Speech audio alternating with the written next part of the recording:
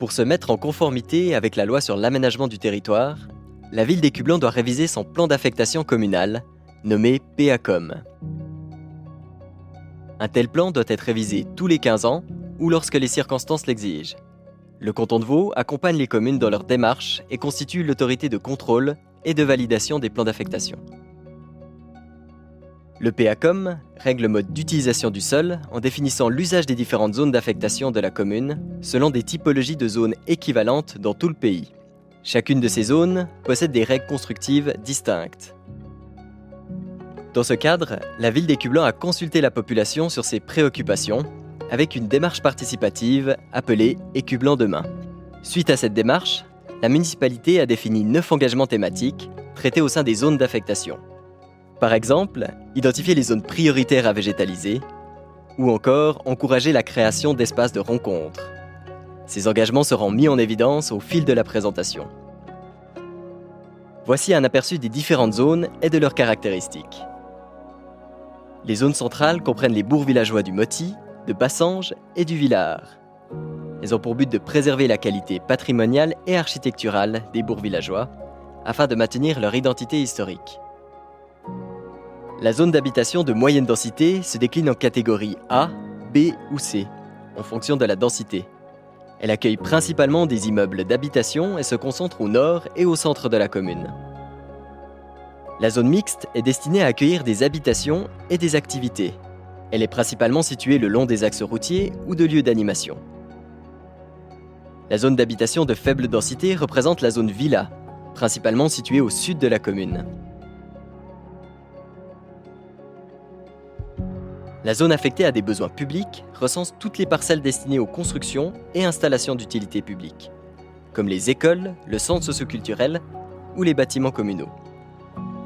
Animer l'espace public et développer des lieux conviviaux constituent aujourd'hui des priorités pour renforcer l'attractivité et la qualité de vie au sein des territoires. La zone d'activité économique est dédiée principalement aux activités secondaires, artisanales, industrielles et de stockage. La zone agricole est réservée à l'agriculture. Le PACOM permet de préserver cette zone afin qu'elle bénéficie d'une protection renforcée, permettant de maintenir ses fonctions productives et ses qualités écologiques. Les zones de verdure sont destinées à la sauvegarde des espaces verts, à la création d'îlots de verdure, à l'aménagement de places de jeux et de détente, ou encore à la protection des fonctions biologiques et naturelles des cours d'eau. Certaines parcelles ne sont pas intégrées au PACOM, car elles sont déjà couvertes par un plan d'affectation spécial, en vigueur ou à venir, ou par un plan d'affectation cantonal. Le PACOM a pour objectif de concrétiser les ambitions du plan climat communal. Il agit notamment sur les matériaux de construction, la mobilité et le recours aux énergies renouvelables. Concrètement, cela passe par la valorisation des toitures pour produire de l'énergie, ou encore le raccordement au chauffage à distance.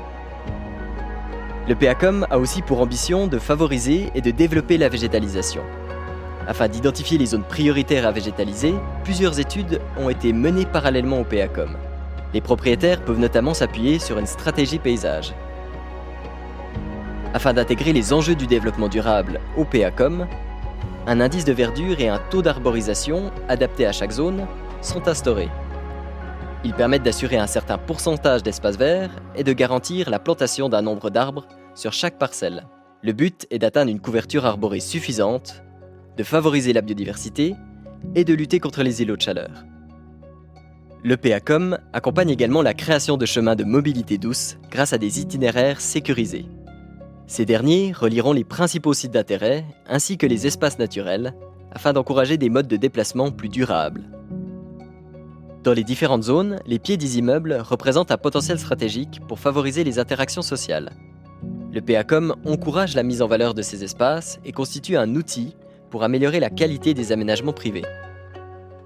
Dans le contexte de transition écologique et de changement des pratiques de mobilité, repenser les espaces dédiés au stationnement devient une nécessité. Au vu de la bonne desserte de la commune, une réduction du nombre de places de parc est prévue à proximité du métro M1. L'objectif est d'en réduire l'impact visuel et l'emprise au sol.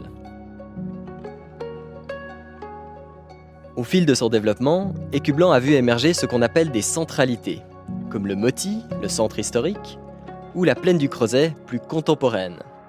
Le PACOM permet de maintenir et de valoriser ces centralités en renforçant leur attractivité. Le territoire évolue et s'adapte afin d'accueillir de nouveaux habitants. Pour accompagner cette évolution, le PACOM encourage une offre d'habitat diversifiée et définit un pourcentage de logements d'utilité publique afin de garantir des loyers plus abordables. Si vous souhaitez vous renseigner sur les changements apportés par le nouveau plan d'affectation communale, sachez que le projet est soumis à l'enquête publique pendant 30 jours. Durant cette période, vous pouvez consulter le dossier en ligne sur le site internet www.ecublanc.ch ou auprès du service de l'urbanisme, qui se tient également à votre disposition pour répondre à toutes vos questions.